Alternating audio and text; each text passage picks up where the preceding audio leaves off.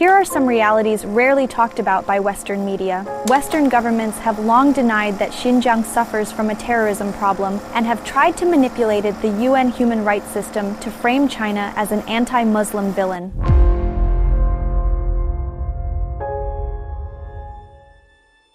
China is undergoing a UN human rights review this January. The UN created the Universal Periodic Review in 2006. Through this review, every UN member state must undergo an examination of its human rights performance every 4.5 years. But instead of working collaboratively within the UN to improve human rights universally, the West prefers to treat it as a battleground for one-upmanship. Unfortunately, in the UPR and generally in the Human Rights Council, the name of the game is invective. The name of the game is to point fingers. And why does naming and shaming not work?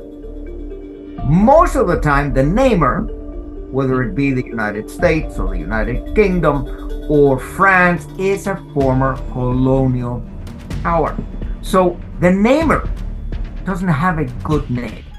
I mean, you can only name if you have authority, if you have moral authority, legal authority. Unfounded accusations are not only brought up by Western governments at the Human Rights Council, they are also made by Western NGOs. Non-governmental organizations do it as well. And they present reports, they accuse China of genocide, but then the same organizations that accuse China of genocide without any evidence do not accuse Israel of genocide for what is happening today, which we see on television every day, in Gaza. More than 25,000 civilian deaths and massive violations of the Geneva Red Cross Conventions and massive violations of the International Covenant on Civil and Political Rights, etc., etc. The NGOs, the governments, and the media formed a perfectly unaccountable echo chamber. I have been working for 50 years in various capacities in the field of human rights. Double standards. I have seen double standards since day one.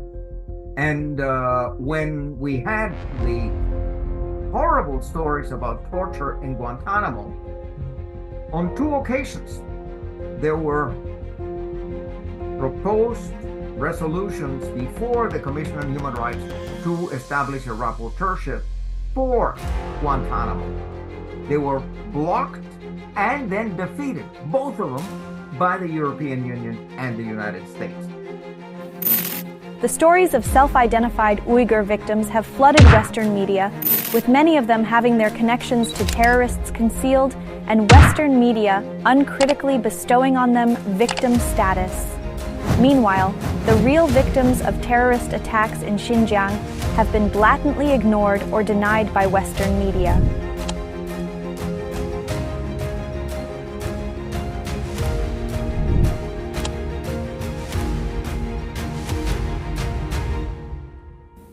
A research group from Jinan University conducted a 3-year-long field study, interviewing more than 60 survivors of terror attacks across different regions of Xinjiang, culminating in a detailed report on how the terror attacks have impacted the lives of the survivors and the welfare of the community. I am aware of decades of terrorism in Xinjiang, and then the measures taken by China to ensure stability and also progress in Xinjiang. I mean, I am familiar with the Yecheng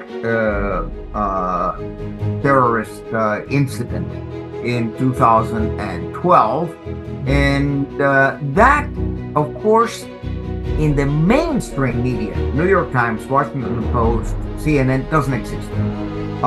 The American people are entirely unaware of it. Over the past decades, China has amended and improved its criminal laws, including counter-terrorism law and other interconnected laws.